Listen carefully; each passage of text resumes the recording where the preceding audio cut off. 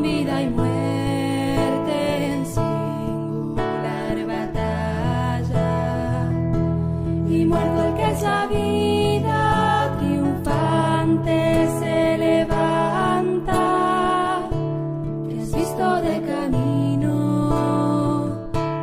María en la mañana, a mi Señor glorioso, la tumba abandonada. Hola hermanos, el día de hoy 25 de abril del 2025, pues es el primer viernes de nuestra Pascua de este 2025, ¿no? O sea, comenzamos los viernes, hace 8 días estábamos celebrando el Viernes Santo, el viernes de la Pasión del Señor, y bueno, sí, así es, va avanzando nuestro tiempo. Mañana será el sepelio del Papa Francisco, es a las 2 de la madrugada, hora nuestra en Centroamérica, y lógicamente ya calculen ustedes las horas, ¿no? Sí, es muy tempranito, pero igual tenemos que estar ahí acompañando de alguna manera. Físicamente no lo podemos hacer, ¿no? Pero sí, al menos espiritualmente sentirnos ahí junto al Santo Padre pues en su sepultura. Ahí en Santa María la Mayor va a ser el primer papa que va a ser sepultado ahí. Yo quisiera ser sepultado también en Santa María la Mayor, pero yo no voy a ser papa, así que no hay ningún problema. Vamos a las lecturas del día de hoy. Seguimos, ¿no? Sigue los resultados de la curación de aquel paralítico en la Puerta Hermosa. Entonces, Hechos de los Apóstoles, capítulo 4, versículos del 1 al 12. En aquellos días, mientras Pedro y Juan hablaban al pueblo, se presentaron los sacerdotes, el jefe de la guardia del templo y los saduceos, indignados porque los apóstoles enseñaban al pueblo y anunciaban la resurrección de los muertos por el poder de Jesús. Los aprehendieron y como ya era tarde, los encerraron en la cárcel hasta el día siguiente. Pero ya muchos de los que habían escuchado sus palabras, unos 5,000 hombres, habían abrazado la fe. Al día siguiente se reunieron en Jerusalén los jefes del pueblo, los ancianos y los escribas, el sumo sacerdote Anás, Caifás, Juan, Alejandro y cuantos pertenecían a las familias de los sumos sacerdotes. Hicieron comparecer ante ellos a Pedro y a Juan y les preguntaron: ¿con qué poder o en nombre de quién han hecho todo esto? Pedro, lleno del Espíritu Santo, dijo: jefes del pueblo y ancianos, puesto que hoy se nos interroga acerca del beneficio hecho a un hombre enfermo para saber cómo fue curado, sépanlo ustedes y sépanlo todo el pueblo de Israel. Este hombre ha quedado sano en el nombre de Jesús de Nazaret, a quien ustedes crucificaron y a quien Dios resucitó de entre los muertos. Este mismo Jesús es la piedra que ustedes, los constructores, han desechado y que ahora es la piedra angular. Ningún otro puede salvarnos, pues en la tierra no existe ninguna otra persona a quien Dios haya constituido como Salvador nuestro. Palabra de Dios. Te alabamos, Señor. Bueno, hay que ver la valentía, acuérdense, la parresía, así se dice en buen griego, ¿no? La parresía de Pedro de decirle, primero se lo dijo a aquel auditorio que surgió el día de Pentecostés, luego se lo dijo al pueblo de Israel, que es lo que hemos escuchado el día de ayer, y ahora directamente, fíjense, no en balde Lucas dice Anás, Caifás, acuérdense que ese es el proceso, ¿no? Primero va a casa de Anás, luego va a casa de Caifás, es decir, Jesús, ellos están haciendo el recorrido de Jesús. Son presentados delante igual de los saduceos y del Sanedrín, o sea, el discípulo no puede ser más que el maestro. Así que por lo tanto, que haya sufrido el Señor Jesús, significa que también nosotros tenemos que sufrir. Veámoslo así, es decir, no nos andemos tanto por las ramas, ¿no? O sea, digamos las cosas como son. Efectivamente, así como Cristo ha sufrido, así como a Cristo ha tenido que dar testimonio de la verdad, lo tenemos que dar nosotros. Sépanlo ustedes y sépalo todo el pueblo. Upa. Fuerte Pedrito, ¿verdad? Ya les digo dónde quedó Pedro el gallo de la semana pasada. O sea, el gallo se murió, lo hicieron en sopa, porque nada que ver, este Pedro es otra cosa. Este Pedro está en otro tono completamente. ¿Qué es lo que le da la fuerza para hablar así? La resurrección de Cristo.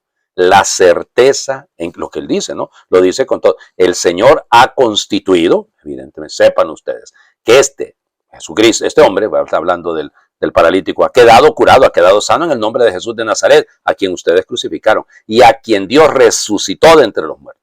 Y cita el Salmo 117, ¿no? En el momento en el que habla de la piedra angular. La piedra que desecharon los constructores es ahora la piedra angular. Esta es obra del Señor, es un milagro patente, dice el Salmo. De hecho, es el Salmo que se proclama el día de hoy. Ya le digo, no hay ningún otro puede salvarnos pues en la tierra no existe ninguna otra persona a quien Dios haya constituido como Salvador nuestro. El único mediador. Es decir, vamos, podemos interceder, ¿no? Y claro, y pedimos la intercesión ya del Papa Francisco, ¿no? Que ha fallecido y oramos, porque no hemos ni comenzado el novenario. Mañana comienza el novenario con la primera misa, porque las exequias son eso, ¿no? Mañana ya habrá misas exequiales, es decir, ya de color morado, porque indican precisamente el dolor, el luto y la muerte de un ser humano. El Papa Francisco era un hombre, sí, el Santo Padre, porque es su título, a él no le gusta. Él prefería decir el obispo de Roma, pero bueno, pero igual, ¿no? Es decir, nada, podemos pedir su intercesión. Claro que la podemos. Nosotros ahora intercedemos por él para que el Señor le conceda el premio a los justos. Seguramente. Es decir, vamos, seguramente. Ahora, nosotros podemos pedir, pero él no nos va a salvar. Papa Francisco no nos va a salvar, o Papa Francisco II, yo no sé cómo se va a llamar el que sigue. O sea, tranquilos, que eso es lo de menos, no Juan Pablo III o Benedicto XVII. O Pío XIII, o sea, es decir, lo que sea, me explico, lo que venga, un Pablo VII, qué bonito sería un Pablo VII. En fin, ya les digo, no importa, eso no nos van a salvar, no, a mí no me va a salvar mi obispo, yo no lo voy a salvar a ustedes, podemos ayudarnos a salvarnos, eso sí, pero el Salvador es Cristo. Y que Pedro se los diga con tanta claridad a estos benditos, es una doble bofetada, no es un golpe bastante fuerte, que quede claro, que quede clarísimo, es que Él es el Señor. Él es el Salvador. Ustedes lo crucificaron. Ya van a reaccionar, eso es lo que sigue, ¿no? Pero vamos, ahí está. Y los metieron presos. Y los metieron. En el mundo hebreo no existe cárcel. Ok, o sea, por eso a Jesús no lo metieron en una cárcel, lo metieron en un pozo, que estaba, suponemos, pero se supone que era un pozo sin agua, pero más una cisterna, digámoslo mejor. Pero no existe, los romanos tenían cárceles, pero los judíos no tenían cárceles, eso no existe. O sea que es una manera de decirlo, pero nada. Y fíjense, a mí lo que me encanta de este texto es que Lucas dice que la razón por la que los metieron, los aprendieron, como ya era tarde, los encerraron en la cárcel hasta el día siguiente. Con Jesús no tuvieron ese reparo, ¿verdad? Ahí mismo en la noche lo juzgaron y ahí nomecito lo condenaron a muerte. Lo va a condenar Pilato, pero son ellos los que propician esto. Pero seamos realistas, ¿no? O sea, a los discípulos no, ¿ya? No los miran como amenaza, pero sí me encanta esto que dicen. Indignados porque los apóstoles enseñaban al pueblo y anunciaban la resurrección de los muertos por el poder de Jesús. A ver, ¿por qué lo podrían meter a usted a la cárcel? Por favor, no quiero que nadie me escriba ahí contándome algunas cosas de manera digital porque no se puede. Si hay alguna confesión me vienen a buscar, ¿ok? Pero no me pueden decir nada de las fechorías y de las cosas que hayan podido hacer. Ya eso también me corresponde a mí. Pero digo, piénsenlo por un momento. ¿En qué se nos juega la vida? ¿Usted se juega la vida porque usted anuncia a Cristo? Porque a donde sea proclama Cristo ha resucitado, verdaderamente ha resucitado. Piensen, ese es el punto, ¿no? Yo digo, un discípulo, pues que da la vida como su maestro y que está dispuesto a ser llevado al tribunal que sea, pero que sea porque ha anunciado a Cristo, porque sea porque ha vivido y ha luchado a favor de la dignidad de la persona humana. Ese es el punto, ¿no? Por eso al Papa Francisco lo llamaban marxista, porque perdón que me río, oigan, pero es que con las cosas que uno lee en estos días, ¿verdad? Es que a cual más ridícula. Y hay pobrecitos los que hablan así. En fin, pobrecitos. La doctrina social de la iglesia no es comunismo. No, la doctrina social de la iglesia es el evangelio. Y tampoco es izquierdismo. No es liberalismo. No, nada de esas cosas. No, es el evangelio. Y lo que el Papa predicaba era el evangelio. Y lo que quería que viviésemos y vivía él era el evangelio. Se acabó. Punto, sin exclusión de nadie, sin andar lanzando anatemas para todo el mundo y condenando a todos, sencillamente porque se me ocurre. No, que decir la verdad y vivir la verdad es ya suficiente anatema para los que no la quieren vivir, o para los que solo andan buscando su grupito, ¿no? Ay, vamos al Evangelio. Vamos al Evangelio de Juan. Hoy leemos prácticamente el final, falta todavía el último pedazo, pero eso lo vamos a leer más adelante. Juan capítulo 21, versículos del 1 al 14. En aquel tiempo Jesús se les apareció otra vez a los discípulos junto al lago de Tiberíades. Se les apareció de esta manera. Estaban juntos Simón Pedro, Tomás llamado el gemelo, Natanael, el de Caná de Galilea, los hijos de Zebedeo y otros 2 discípulos. Simón Pedro le dijo, voy a pescar. Ellos le respondieron, también nosotros vamos contigo. Salieron y se embarcaron, pero aquella noche no pescaron nada. Estaba amaneciendo cuando Jesús se apareció en la orilla, pero los discípulos no lo reconocieron. Jesús les dijo, muchachos, ¿han pescado algo? Ellos contestaron, no. Entonces él les dijo, echen la red a la derecha de la barca y encontrarán peces. Así lo hicieron y luego ya no podían jalar la red por tantos pescados. Entonces el discípulo a quien amaba Jesús le dijo a Pedro, es el Señor. Tan pronto como Simón Pedro oyó decir que era el Señor, se anudó a la cintura la túnica, pues se la había quitado, y se tiró al agua. Los otros discípulos llegaron en la barca arrastrando la red con los pescados, pues no distaban de tierra más de 100 metros. Tan pronto como saltaron a tierra, vieron unas brasas y sobre ellas un pescado y pan. Jesús les dijo, traigan algunos pescados de los que acaban de pescar. Entonces Simón Pedro subió a la barca y arrastró hasta la orilla la red repleta de pescados grandes. Eran 153 y a pesar de que eran tantos no se rompió la red. Luego les dijo Jesús, vengan a comer. Y ninguno de los discípulos se atrevía a preguntarle, ¿quién eres? Porque ya sabían que era el Señor. Jesús se acercó, tomó el pan y se lo dio, también el pescado. Esta fue la tercera vez que Jesús se apareció a sus discípulos después de resucitar de entre los muertos. Palabra del Señor. Gloria a ti, Señor Jesús. Muy bien, vamos por partes. El mismo texto nos dice que se manifestó de nuevo. Si leemos el Evangelio de Juan, o sea, leemos el capítulo 20, recuerden que el 21 es un epílogo, es un añadido, si se le puede llamar de otra manera. Bueno, igual. Entonces, ya había aparecido 2 veces. La vez que se aparece el día de la resurrección y al 8º día, ¿no? A los 8 días, el siguiente domingo, cuando ahí sí está Tomás, ¿se acuerdan? ¿No? Pero eso lo vamos a leer, lo hemos leído en una parte y lo leeremos de manera completa este próximo domingo, pasado mañana, en el Domingo de la Divina Misericordia. Muy bien. Entonces es la tercera vez, por eso terminé diciendo, esta fue la tercera vez que Jesús se apareció. Muy bien. ¿Y se apareció cómo? Ese aparecer, o sea, ese manifestarse, piensen, epifanía, ¿se acuerdan? ¿No? Entonces el verbo es epaneo, es decir, epanepón, se diría, epanerón sería el griego, o sea, manifestarse, epanerosen, se dice que se hizo visible, pues, se les apareció, se hace visible junto al Tálasos, junto al mar de Galilea, ¿no? Bueno, eso es el Tiberíades, perdón, Juan dice Tiberíades. Y nos dice claro, ¿no? Que quienes estaban, es interesante, faltan 2 nombres.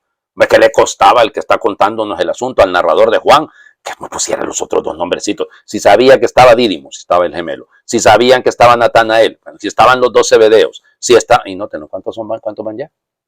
Si son Pedro, Natanael, el gemelo, ya, los 2 de Zebedeo, Juan y Santiago, y 2 discípulos son 7.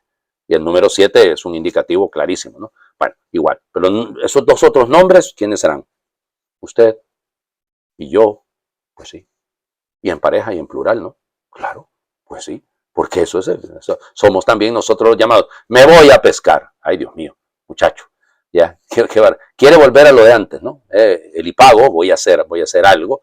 Y en el caso del Evangelio de Juan, es una cosa un poco simpática, porque este hipago puede significar en el Evangelio de Juan, como lo vemos en el capítulo 13, por ejemplo, en el momento de la pasión, que con el tema de las decisiones, ¿no? Lo que has de hacer, hazlo pronto. O sea, en el diálogo con Judas, ¿no? Y entonces es esto un poco ambiguo, ¿no? Si lo ven, es un poco ambiguo. No es un hacer la voluntad de Dios, sino un hacer lo que a mí me ronca la regalada. Entonces yo voy por mi cuenta, ya no cuento con el Señor Jesús. Como que volvió al inicio, ¿no? Es una belleza de teología la que está detrás, porque se vuelve a como empezaron, junto al mar de Galilea, pues mar de Tiberíades. En fin, y se va a pescar, ¿no? Ese verbo aleuo es pescar, aleuien, voy a pescar, me voy a pescar. Él toma su iniciativa. En el fondo, para los padres de la iglesia hablan que Pedro está manifestando una especie de esterilidad espiritual. Pedro, hombre, en lugar de seguir el ritmo de lo que el Señor quería, y ustedes son testigos de esto, Pedro vuelve a lo suyo, vuelve atrás, ¿no? Y es lo más cómodo, ¿no? Es volver a lo que siempre hemos hecho, no atrevernos a ir más lejos. Cuando Jesús entonces amanecía, y esto es interesante, ¿no? Pues es el símbolo de la resurrección, proias genómenes, o sea, entonces está hablando de que cuando es de madrugada, eso habla de la resurrección, aparece Jesús de pie. Y ahí volvemos al ¿se acuerdan? Yo sí les he dicho, piénsenlo, porque María estaba, es el mismo verbo que utiliza cuando María estaba junto al sepulcro. Yo les dije, acuérdense de la palabra, es que así hago yo, si les sirve a ustedes. En griego, destaca, estaba parado ahí, estaba firme la muchacha, perseveraba Magdalena. Bueno, en este caso es una presencia firme de parte del Señor que está ahí, está junto al lago. Y bueno, el tema, ¿no? Muchachos, niños, casi les dice, paidos, muchachitos, ya claro, porque se están comportando como niños. Ya echen la red, no han pescado nada, bueno, piazzate, echen la red, tiren la red, la diquiquión, así se dice la red, y échenla dexia mere, o sea, al lado derecho. Aquí el lado derecho, cuidado, no vayan a empezar con las cosas, ¿no? La derecha o la izquierda. El Papa Francisco era de izquierda, cosa más ridícula. Ok, no, o sea, decir, el vivir el evangelio no tiene ni derecha ni izquierda, tiene lo que es, pero en la mentalidad del mundo hebreo, este es un símbolo del favor de Dios, ¿no? Me sostiene con la mano derecha, me sacó con brazo extendido y puño firme, bueno, pero es con la derecha, porque es la imagen del mundo hebreo, ¿no? Ahí no hay nada, pero obedecer al Señor va a dar fruto. No habían pescado nada, ¿pescaron algo, muchachos? Niños, ¿pescaron algo? No, no van a pescar nada, porque son desobedientes, porque como están haciendo lo suyo, ¿no? El hipago de Pedro, que yo voy a hacer, yo voy a seguir por mi cuenta, sin necesidad de nadie, que a mí nadie me diga. Hay que aprender a obedecer, Pedrito. Y todos nosotros, seguidores de San Pedro, también, que somos muy desobedientes. Ya les digo que a veces de cristianos tenemos poco, de petrinos tenemos bastante.